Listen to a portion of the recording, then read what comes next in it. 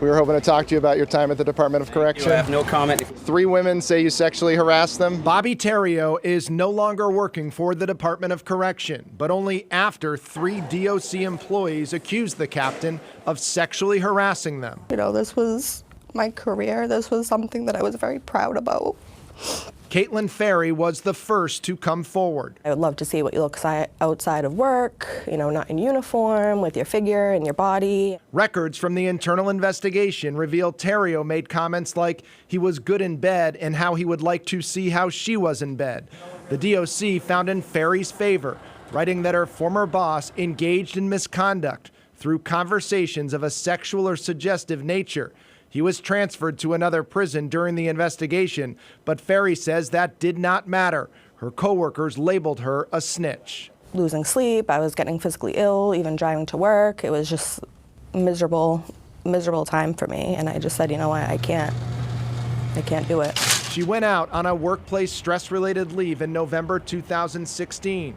Last year, she filed a lawsuit against the department, saying the DOC retaliated against her, including stalking her in an attempt to find an excuse to terminate her employment. This DOC surveillance video recorded after she went out on leave shows her smoking off the clock and on 3 different occasions, which is a violation of department policy. But the Department of Correction was willing to let Ferry return to work according to this agreement she received from her union. She would only have to serve a 5-day suspension for smoking, but there was a catch. She would have to drop her lawsuit. After Ferry refused to sign the agreement, the department fired her.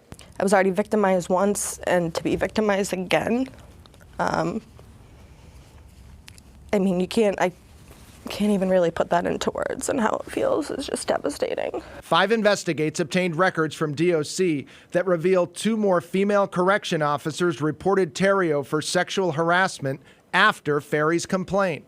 After one of them broke off their on and off relationship, Terrio would periodically send her sexually explicit videos and photos of her taken when they were dating. When she returned to work in the same prison as Terrio, he threatened to get her fired in this text exchange. "You're a worthless expletive, and I don't even want to have you there at all," he wrote. "It's not your prison, loser. I will work wherever I want," she wrote back.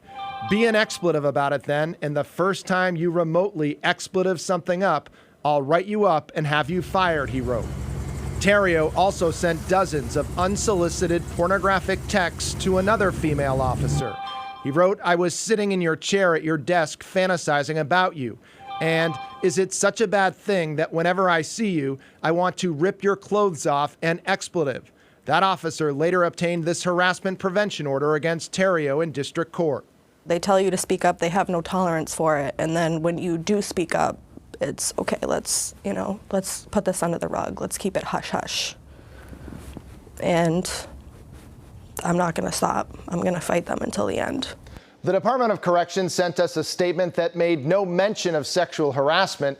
It says the department has a 0 tolerance for workplace violence in any form, and any allegations of staff misconduct are taken seriously and thoroughly investigated.